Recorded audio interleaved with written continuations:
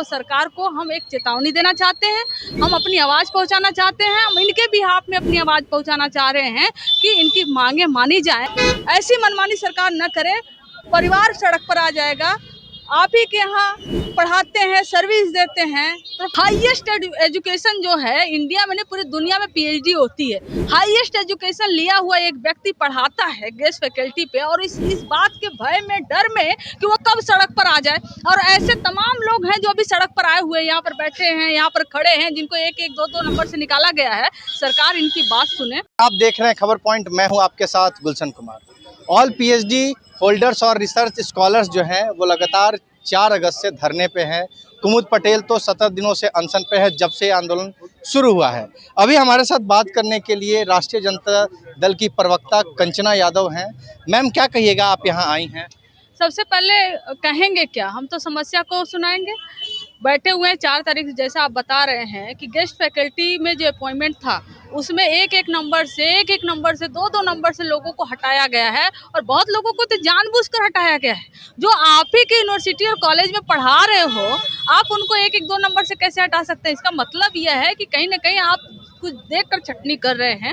समस्या एक स्तर पर नहीं है, समस्या कई स्तर पर है।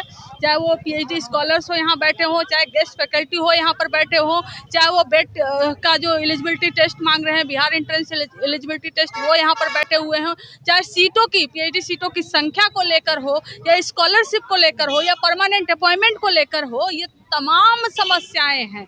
और सबसे बड़ी समस्या यह है, क्योंकि मैं तो देखती हूँ, मैं खुद एक स्कॉलर रही हूँ, कि अगर कोई एक पीएचडी करके पढ़ाने जाता है तो आजकल क्या गेस्ट फैकल्टी भर्ती करता है। पहले एडहॉक हुआ करता था, कम से कम उसकी सैलरी परमानेंट सैलरी के बराबर हुआ करती थी।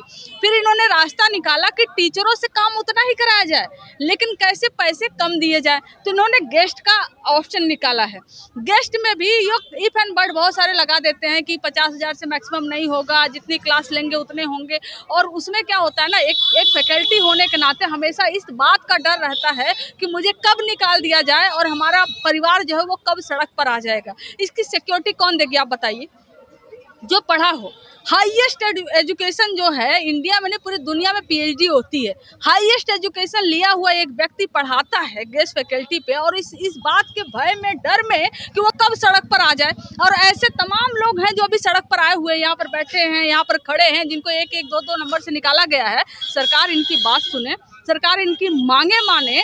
कि जो मांग यहाँ पर है, जो मुद्दे उठ रहे हैं, टीआरई 4 को लेकर उठ रहा था, लेकिन जब आप गर्दनी बाग में आएंगे तो आपको पता चलेगा कि एक से एक बढ़कर समस्या है, पूरे सिस्टम में समस्या है। चाहे वो प्रोफेसर्स को लेकर हो, चाहे वो दरोगा भर्ती को लेकर हो, चाहे वो जो बीपीएससी के थ्रू होने वाली अन्य परीक्षाएं हो, हर परीक्षा में कोई ना कोई समस्या है, जिसको बेहद जो अंदर जाकर उसको दुरुस्त करना पड़ेगा। और उसको करना वो सरकार ही करेगी, वो विपक्ष तो कर नहीं सकती। हम जो करेंगे वो सरकार को हम एक चेतावनी देना चाहते हैं। हम अपनी आवाज़ पहुंचाना चाहते हैं। हम इनके बिहाफ में अपनी आवाज़ पहुंचाना चाह रहे हैं कि इनकी मांगे मानी जाएं। किसी भी प्रोफेसर को, चाहे वो गेस्ट हो, एडहॉक हो, और किसी भी गेस्ट फैकल्टी को जो है, ऐसा ना हो कि उनका अपना पद गंवाना पड़े। वो कहाँ जाएंगे बताइए, कहाँ जाएंगे? वो जो 8 साल 10 साल से पढ़ा रहे हो, उनको हटा दिया जाए एक एक नंबर से, वो कहाँ जाएंगे बताइए? सरकार ऐसी मनमानी न करे, ऐसी मनमानी सरकार न करे, परिवार सड़क पर आ जाएगा। आप ही के यहाँ पढ़ाते हैं, सर्विस देते हैं, प्रोफेसर होते हैं, फैकल्टी होते हैं, आप परमानेंट अपॉइंटमेंट तो दे नहीं रहे हैं उनको, और अभी 1-2 नंबर से उनकी छटनी कर रहे हैं। ये बेहद ही गलत है। सरकार इस पर सुने, ध्यान से आकर बात करे कि क्या प्रॉब्लम है, और उसको सुलझाए और समझाए। कंचना जी, दिल्ली में जो प्रोटेस्ट चल रहा था जंतर मंतर पर, वहाँ पे सोनम वांगचुक लगातार भूख हड़ताल कर रहे थे।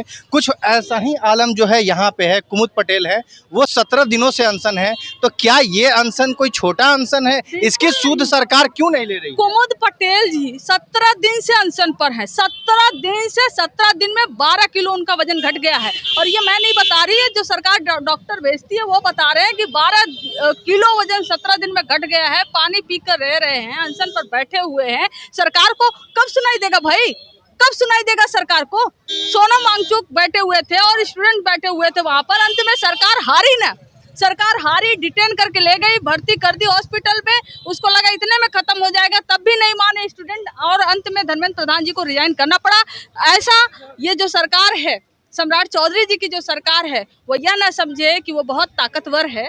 और आप ही की एक सरकार केंद्र में है जो कहती थी हम इस्तीफे नहीं दिया करते हैं, उनको देना पड़ा। तो आप भी समझ जाइए, आप भी समझ जाइए, तानाशाही से नहीं चलता है। अभी यूथ का समय है और स्टूडेंट पावर से ही सब कुछ डिसाइड हो रहा है। अंतिम सवाल लेंगे आपसे। आप राष्ट्रीय जनता दल की नेशनल स्पोक्स पर्सन हैं, आप बड़े चैनलों पे बैठती हैं, क्या ये पीएचडी स्कॉलर्स की मांग आप वहां तक पहुंचाएंगे? बिल्कुल, मैं पार्टी की प्रवक्ता हूँ, से भी यही इम्पोर्टेंट कि मैं एक स्टूडेंट रही हूँ और एक स्कॉलर रही हूँ, है ना। और हम स्कॉलर जब होते हैं 5 साल सरवाइव करते हैं इस बात पे कि हमें फेलोशिप मिलती है, जिससे हम अपना रिसर्च कर सकते हैं या थोड़ा बहुत सपोर्ट फैमिली को कर सकते हैं। उसके बाद हमें यही उम्मीद होता है ना कि हम आगे चलकर असिस्टेंट प्रोफेसर बनेंगे। तो ये कहानी मेरी तो है नहीं, ये कहानी हजारों उन बिहार के युवाओं की है जो पीएचडी करके पढ़ा रहे हैं कहीं या भटक रहे हैं, नहीं कुछ मिल रहा है। तो ये आवाज़ सिर्फ बिहार में नहीं, देश भर में उठना चाहिए कि एक ऐसी निकम्मी सरकार है जो कि अपने ही युवाओं को, जो सबसे ज़्यादा पढ़े लिखे लोग हैं, उनको सड़क पर लाकर खड़ा कर दिए।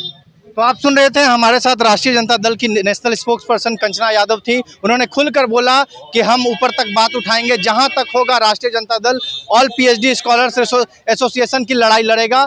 आप इस खबर को कैसे देखते हैं? अपनी राय प्रतिक्रिया कमेंट बॉक्स में दें और जुड़े रहें खबर पॉइंट के साथ। धन्यवाद।